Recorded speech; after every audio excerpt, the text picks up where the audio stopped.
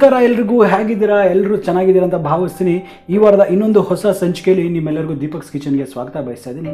ಈ ವಾರ ಆರೋಗ್ಯಕ್ಕೆ ಎಷ್ಟೋ ಒಳ್ಳೆಯದಾಗಿರ್ತಕ್ಕಂಥ ಹಾಗೆ ನಾಲ್ಗೆಗೆ ಅಷ್ಟೇ ರುಚಿಕರ ಆಗಿರ್ತಕ್ಕಂಥ ಒಂದು ಅತ್ಯದ್ಭುತವಾದ ಒಂದು ರೆಸಿಪಿ ತೊಗೊಂಬಂದಿನಿ. ಅದೇ ಕಣ್ರಿ, ಏನೂ ಇಲ್ಲ, ಹುರುಳಿಕಾಳಿನ ಮೊಳಕೆಯ ಕಟ್ಟು ಸಾರು ಅಂತ ಹೇಳ್ತಾರೆ. ಸೊ ಅದನ್ನು ಯಾವ ರೀತಿ ಮಾಡಬೇಕು ಅನ್ನೋದು ನಾನು ನಿಮ್ಗೆ ಹೇಳ್ಕೊಡ್ತಾ ಇದ್ದೀನಿ. ಆರೋಗ್ಯಕ್ಕಂತೂ ತುಂಬ ಒಳ್ಳೆಯದು, ಮೈಗೂ ಸಹ ಅಷ್ಟೇ ತುಂಬ ತಂಪು ಸಹ, ಟೇಸ್ಟ್ ಸಹ ತುಂಬ ಜಾಸ್ತಿ ಇರುತ್ತೆ. ಸೊ ಈ ಒಂದು ಈಸಿ ರೆಸಿಪಿನ ಯಾವ ರೀತಿ ಮಾಡಬೇಕು ಅಂತ ಇನ್ಯಾವುದೇ ತಡ ಮಾಡ್ತೀರಾ ನೋಡುವ, ನಡೀರಿ.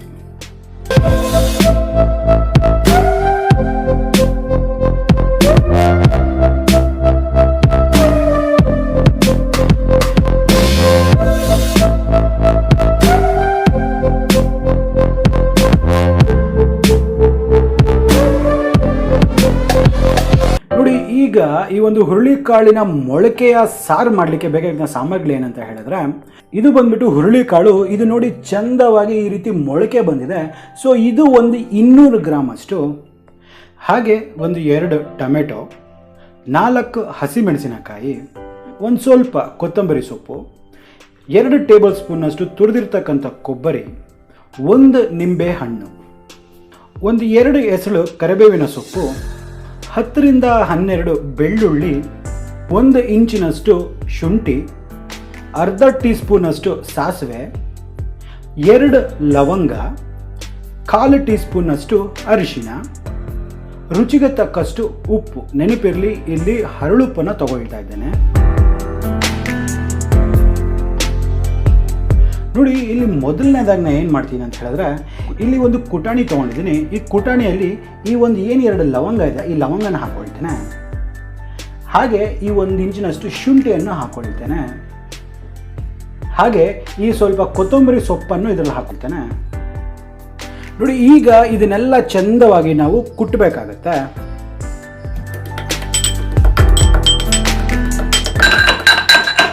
ನೋಡಿ, ನಮಗೆ ಇಷ್ಟು ಆದರೆ ಸಾಕಾಗುತ್ತೆ. ನೋಡಿ ಈ ರೀತಿ ಒಂದು ಪೇಸ್ಟ್ ಹಾಕಬೇಕು, ಇಷ್ಟಾದರೆ ಸಾಕಾಗುತ್ತೆ. ಸೊ ಈಗ ಇದನ್ನೆಲ್ಲ ಪಕ್ಕಕ್ಕೆ ಇಟ್ಕೊಳ್ಳುವ. ನೋಡಿ ವೀಕ್ಷಕರೇ, ನಾನು ಇಲ್ಲಿ ಒಂದು ಕುಕ್ಕರನ್ನು ಬಿಸಿ ಮಾಡ್ಲಿಕ್ಕೆ ಇಟ್ಟಿದ್ದೀನಿ. ಸೊ ಇದರಲ್ಲಿ ನಾವೇನು ಈ ಮೊಳಕೆ ಕಟ್ಟಿರ್ತಕ್ಕಂಥ ಈ ಒಂದು ಹುರುಳಿಕಾಳಿದೆಲ್ಲ ಇದೆಲ್ಲವೇ ಹಾಕೊಂಡ್ಬಿಡುವ.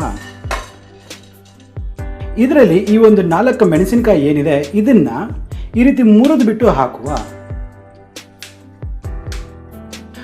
ಅದಾದ ನಂತರ ಈ ಟೊಮೆಟೊ ಏನಿದೆ ಇದನ್ನ 1ರಲ್ಲಿ 2 ಹೋಳಾಗಿ ಮಾಡಿ ಹಾಕೊಳ್ಳುವ.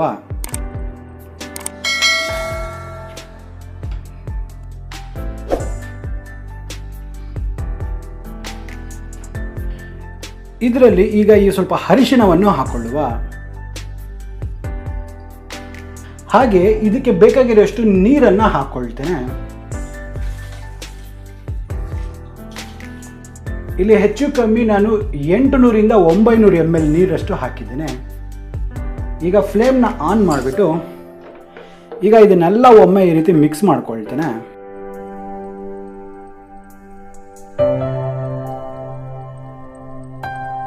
ಈಗ ನಾನು ಈ ಕುಕ್ಕರ್ ಲಿಡ್ಡನ್ನು ಕ್ಲೋಸ್ ಮಾಡ್ತೇನೆ. ಇದನ್ನ ಒಂದು 3 ವಿಸಿಲ್ ಆಗೋವರೆಗೂ ಬಿಡ್ತೇನೆ. ನೋಡಿ, ಈಗ ಒಂದು 3 ವಿಸಿಲ್ ಆಗಿದೆ, ಪ್ರೆಷರು ಸಹ ಚಂದ ಹೋಗಿದೆ. ಸೊ ಈಗ ಈ ಲಿಡ್ಡನ್ನ ಓಪನ್ ಮಾಡ್ಕೊಳ್ತೇನೆ. ನೋಡಿ, ಇದನ್ನ ತೆಗೆದ ತಕ್ಷಣ ಯಾವುದೇ ಕಾರಣಕ್ಕೂ ಮಿಕ್ಸ್ ಮಾಡಕ್ಕೆ ಹೋಗ್ಬಿಡಿ. ಇದರಲ್ಲಿ ಈ ಬೆಂದಿರ್ತಕ್ಕಂಥ ಟೊಮೆಟೊಗಳನ್ನ ಸಪ್ರೇಟಾಗಿ ಒಂದು ಬೌಲಲ್ಲಿ ತೊಗೊಂಡ್ಬಿಡುವ. ಅದೇ ರೀತಿ ಈ ಮೆಣಸಿನಕಾಯಿನ ಸಹ ಹಾಕೊಳ್ಳುವ. ನೋಡಿ, ಈಗ ಈ ಒಂದು ಮಿಶ್ರಣ ಏನಿದೆ ಇದನ್ನ ಚೆನ್ನಾಗಿ ನಾವು ಮ್ಯಾಶ್ ಮಾಡ್ಕೋಬೇಕಾಗತ್ತೆ. ನೋಡಿ, ಇದಾದ ನಂತರ ಇದನ್ನ ಅಂದರೆ ಈ ಒಂದು ಮೊಳಕೆ ಕಟ್ಟಿರ್ತಕ್ಕಂಥ ಈ ಹುರುಳಿಕಾಳು ಮತ್ತೆ ಈ ಒಂದು ಕಟ್ ಅಥವಾ ಈ ಒಂದು ನೀರನ್ನು ಎರಡನ್ನೂ ಬೇರ್ಪಡಿಸ್ಬೇಕಾಗುತ್ತೆ ಅಥವಾ ಸ್ಟ್ರೈನ್ ಮಾಡ್ಕೊಳ್ಳೋಣ. ನೋಡಿ, ಈಗ ಇದನ್ನೆಲ್ಲನೂ ಚಂದವಾಗಿ ಈ ರೀತಿ ಮ್ಯಾಶ್ ಮಾಡ್ಕೊಳ್ಳೋಣ.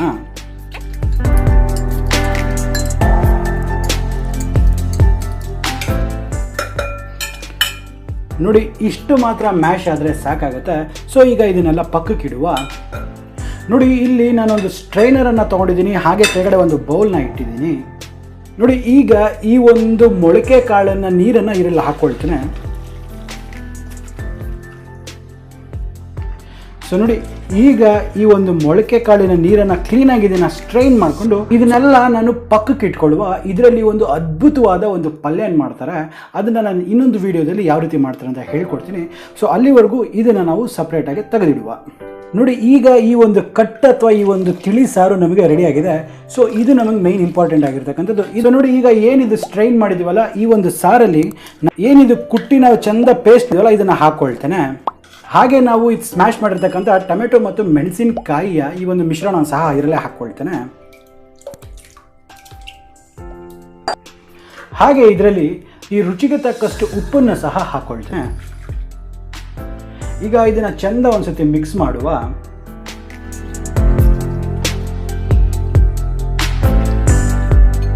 ಸೊ ಈಗ ಇದನ್ನು ಪಕ್ಕಕ್ಕಿಡುವ. ನೋಡಿ, ಇಲ್ಲಿ ಒಂದು ವೆಸಲ್ನ ನಾನು ಇಟ್ಟಿದ್ದೀನಿ. ಸೊ ಇದರಲ್ಲಿ ಏನು ಮಾಡುವ, ಇದರಲ್ಲಿ 1 ರಿಂದ 1.5 ಟೇಬಲ್ ಸ್ಪೂನಷ್ಟು ಎಣ್ಣೆನ ಹಾಕೊಳ್ಳುವ. ನೆನಪಿರಲಿ, ಜಾಸ್ತಿ ಎಣ್ಣೆ ಇದಕ್ಕೆ ಅವಶ್ಯಕತೆ ಇಲ್ಲ. ನೋಡಿ, ಈಗ ಎಣ್ಣೆ ಚಂದ ಕಾದಿದೆ. ಇದರಲ್ಲಿ ಈ ಒಂದು ಸಾಸಿವೆಯನ್ನು ಹಾಕೊಳ್ತೇನೆ. ಹಾಗೆ ಈ ಕರಿಬೇವಿನ ಸೊಪ್ಪನ್ನು ಸಹ ಹಾಕೊಳ್ತೇನೆ.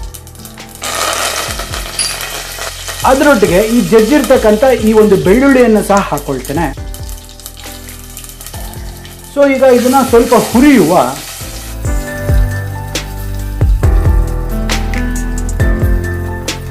ನೋಡಿ, ಈ ಸಂದರ್ಭದಲ್ಲಿ ನಿಮಗೆ ಬೇಕಂದ್ರೆ ಒಂದು ಸ್ವಲ್ಪ ಹಿಂಗನ್ನು ಸಹ ನೀವು ಹಾಕೋಬಹುದು. ನಿಮಗೆ ಇಷ್ಟ ಇದ್ರೆ ಇದನ್ನು ಹಾಕ್ಕೊಳ್ಳಿ, ಇಲ್ಲ ಅಂತ ಹೇಳಿದ್ರೆ ಇದನ್ನು ಸ್ಕಿಪ್ ಮಾಡಬಹುದು. ನೋಡಿ, ಈಗ ಫ್ಲೇಮನ್ನು ಕಮ್ಮಿ ಇಟ್ಕೊಳ್ಳಿ. ಅದಾದ ನಂತರ ಈ ಒಂದು ಕಟ್ಟಿನ ಸಾರನ್ನು ಹಾಕ್ಕೊಳ್ತೇನೆ.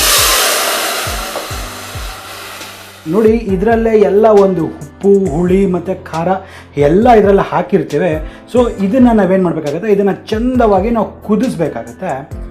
ಅದಕ್ಕಿಂತ ಮುಂಚೆ ಇದರಲ್ಲಿ ನಾವು ಈ ತುರಿದಿರ್ತಕ್ಕಂಥ 2 ಟೇಬಲ್ ಸ್ಪೂನಷ್ಟು ಈ ಕೊಬ್ಬರಿಯನ್ನು ಹಾಕೋಣ.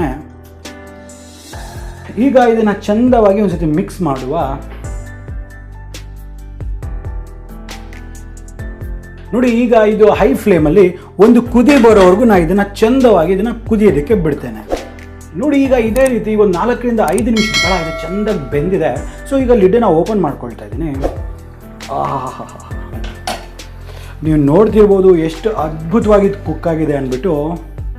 ಒಳ್ಳೆ ಘಮ ಸಹ ಬರ್ತಾ ಇದೆ. ಸೊ ಈಗ ಏನಾಗಿದೆ, ಇದು ಎಲ್ಲ ಇಲ್ಲಿವರೆಗೂ ಚಂದ ಕುಕ್ ಆಗಿದೆ.